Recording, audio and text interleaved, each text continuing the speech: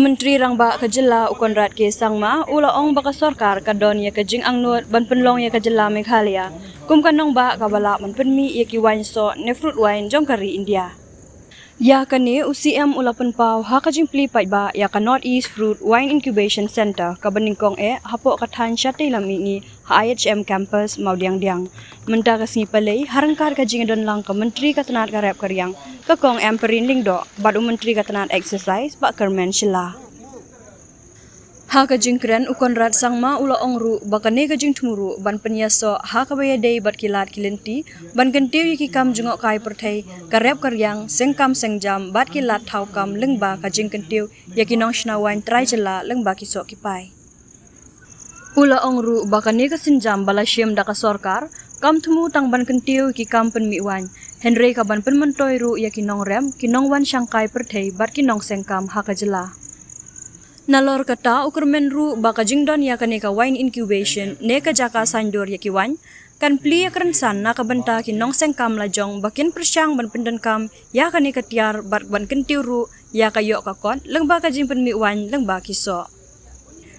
Haba penpau ka jing sokya ha ka baya day bat ka jing yo license na kabenta ki nong shna wine UCM ula pentikna baka jing siu na kabenta ka license na kabenta kaneka kam kan long ka barin. Ula pentip ru bana kaliang ka Sorkar kaladon hakalenti ban penkre hakabaya day bat ka jingle ya ka registration na kabenta ban pensuk ya kinong shna wine trai jela. Many things have gone into the process of how we reached to where we are today.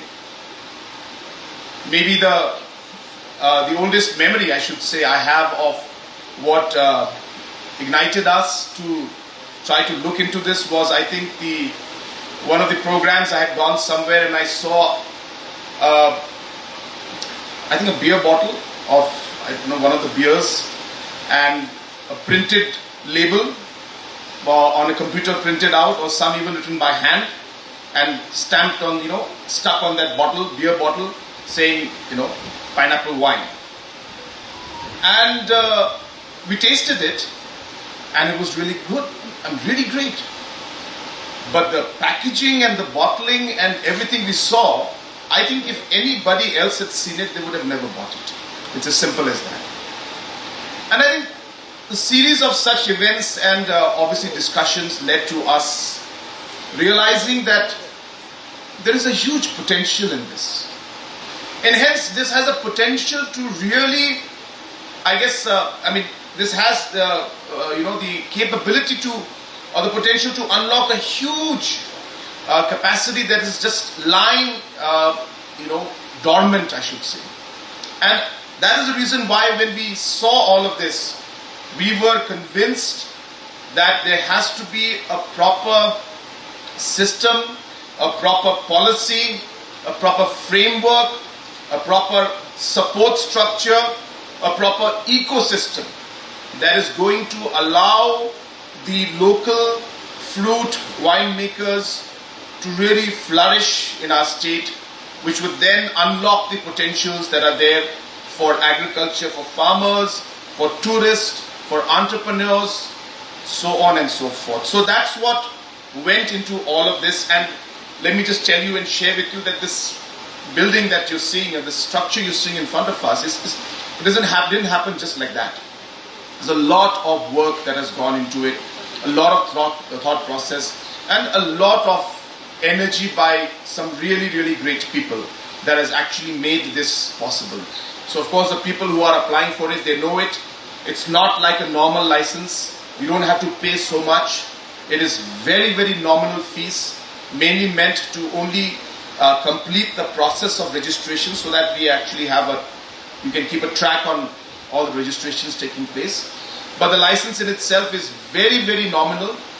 I was told that there was some problem in it. I assure you that we will make the process smoother.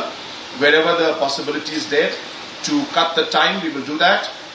But point being that we are not charging much. We're making it very easy for them to access it so that they can get the license. And in days to come, we are exploring. We have not yet gone into the exact details of it.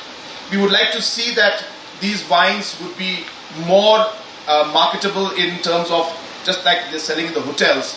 We're hopeful that in different tourist locations, in different tourist shops, even though it may not be a wine shop, but the local wines, the wines that are made by our people, those wines will be accessible at least in certain kind of tourist locations, tourist shops, so that people can actually buy and take the local wine.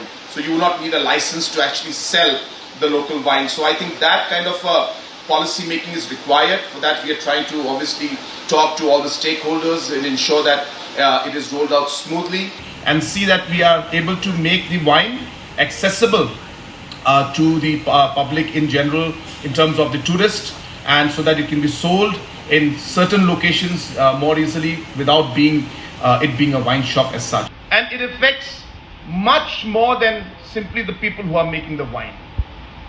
And hence this has a potential to really, I guess, this has the the capability to, or the potential to unlock a huge capacity that is just lying dormant, I should say.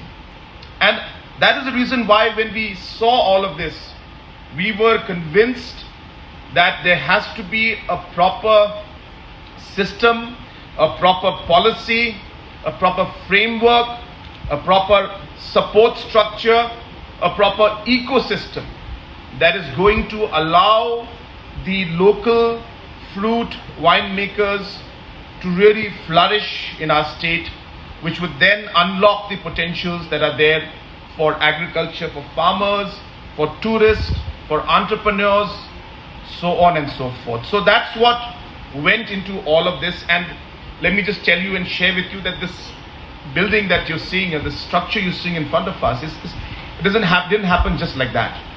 There's a lot of work that has gone into it, a lot of thought process, and a lot of energy by some really, really great people.